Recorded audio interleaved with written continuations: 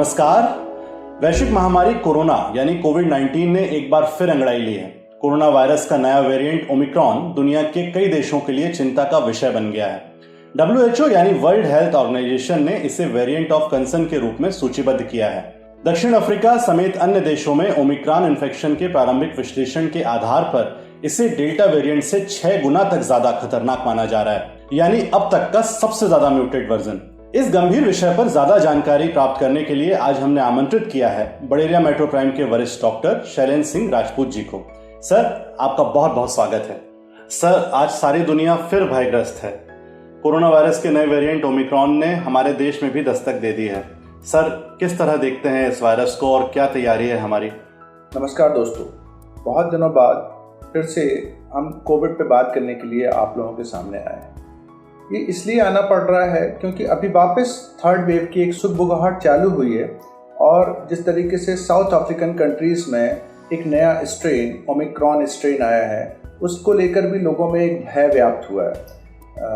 International level पे वापस travel bans चालू हो चुके हैं और बाकी बहुत सारी चीज़ें वापस दिक्कत में लेकर आ रहे हैं। मैं ये कहना चाहता हूँ कि ओमिक्रॉन स्ट्रेन में जिस तरीके से WHO और बाकी संस्थाओं ने उसके बारे में बताया है कि वहाँ एक म्यूटेशन हुआ है, अभी तक का हाईएस्ट म्यूटेशन है कि 32 म्यूटेशंस हैं और वो म्यूटेशन स्पाइक प्रोटीन को लेकर ही हो रहे हैं। तो स्पाइक प्रोटीन को लेकर म्यूटेशन हो रहे हैं और number of spike protein increase हो रहे हैं। Number of spike protein increase होने का मतलब ये है कि ट्रांसमिसिबिलिटी ऑफ वायरस इंक्रीज होगी, लेकिन इट डज नॉट मीन कि पेशेंट की सीरियसनेस इंक्रीज होगी। ऐसा कोई भी एविडेंस अभी तक ना WHO ने दिया है, ना वहाँ की लोकल अथॉरिटीज़ ने, ना किसी और हेल्थ अथॉरिटीज़ ने दिया है कि उसकी इन्फेक्टिविटी इंक्रीज होगी। और जहाँ तक वैक्सीन का सवाल है, वैक्सीन हर उस स्ट्रेन पे काम करेगा चाहे वो कितना भी म्यूटेट हो जाए। WHO की डायरेक्टर जो स्वामीनाथन जी हैं, उन्होंने कहा कि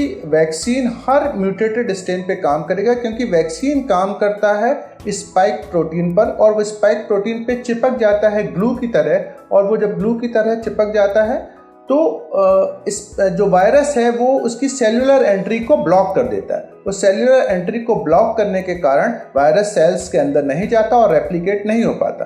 तो ये तो कितना भी म्यूटेट हो जाए, लेकिन स्पाइक प्रोटीन का स्ट्रक्चर म्यूटेट तो नहीं होने वाला। स्पाइक प्रोटीन तो स्पाइक प्रोटीन रहेगा। It is number of spikes जो इंक्रीज हो जाते हैं यदि म्यूटेट होता है तो एंटीबॉडीज जो वैक्सीन जनरेट कर रहा है वो हर म्यूटेंट स्ट्रेन पे स्टिल उतना ही कारगर है। तो घबराने वाली कोई ज़रूरत नहीं है। वैक्सीन कारगर है और इन्फेक्टिविटी इंक्रीज हुई है, ट्रांसमिसिबिलिटी इंक्रीज हुई है उस वायरस से, लेकिन सीरियसनेस इंक्रीज होने की कोई भी एविडेंस नहीं। दूसरी बात मैं ये कहना चाहता हूँ कि हिंदुस्तान जिस तरीके से सेकेंड वेव में जिस तरीके से इन्फेक्शन आया था, हमारे शहरों में जिस तरीके से इन्फेक्शन पर्कुलेट किया गांव तक, कस्बों तक, मुझे लगता है बहुत हद तक हमारी एक हर्ड इम्यूनिटी आ चुकी है। और वैक्सीन भी हमारी सरकार ने जिस तरीके से वैक्सीन प्रोग्राम को किया है और पूरे हिंदुस्तान में 100 करोड़ से ज़्यादा वैक्सीन लगा चुके हैं, तो मुझे लगता है कि हमारी वैक्सीन प्लस इन्फेक्शन को लेके पूरे हिंदुस्तान में एक हर्ड इम्यूनिटी आ चुकी है। और छोटे शहरों में तो वो हर्ड इम्यूनिटी जल्दी आ जाती है क्योंकि छोटे शहर में लोगों का आना जाना बहुत ज़्यादा नहीं रहता। लेकिन बॉम्बे, दिल्ली जैसे शहरों में देखें तो पर डे लोग 5 लाख लोग इधर से उधर हो जाते हैं। 5 लाख अंदर आ जाता बॉम्बे के अंदर, 5 लाख बाहर चला जाता बॉम्बे से। लेकिन छोटे शहरों, जबलपुर जैसे छोटे शहरों में लोगों का आना जाना इतना ज़्यादा नहीं है, तो हमारी hard immunity stable hard immunity है। हमारे पास नए लोग नहीं आते जाते हैं, तो हमारी हार्ड इम्यूनिटी एक तरीके से स्टेबल हार्ड इम्यूनिटी है और किसी तरीके की घबराहट करने की आवश्यकता नहीं। लेकिन तब भी मैं आप लोगों को बोलना चाहूँगा कि कोविड अभी तक नहीं गया है और उससे सावधानी बरतना है। हमको 3 चीज़ों का ध्यान अभी भी रखना है।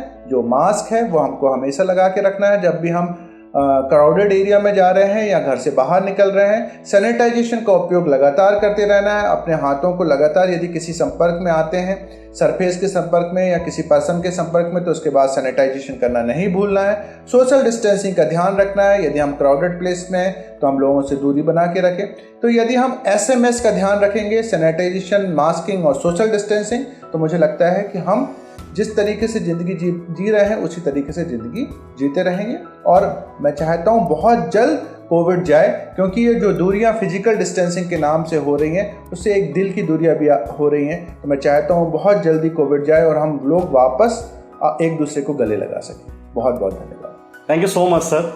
हमारे साथ थे बड़ेरिया मेट्रो प्राइम के वरिष्ठ चिकित्सक डॉक्टर शैलेंद्र सिंह राजपूत, जिन्होंने कोविड महामारी के इस नए वेरिएंट ओमिक्रॉन से बचने के लिए आवश्यक दिशा निर्देश हमारे साथ शेयर किए। हमें आशा ही नहीं पूरा विश्वास है सर के द्वारा बताई गई जानकारियां आपके लिए बहुत महत्वपूर्ण साबित होंगी। अपना ख्याल रखिए। बहुत जल्द किसी अन्य महत्वपूर्ण विषय पर चर्चा के लिए किसी अन्य विशेषज्ञ के साथ पुनः मुलाकात होगी। तब तक के लिए नमस्कार।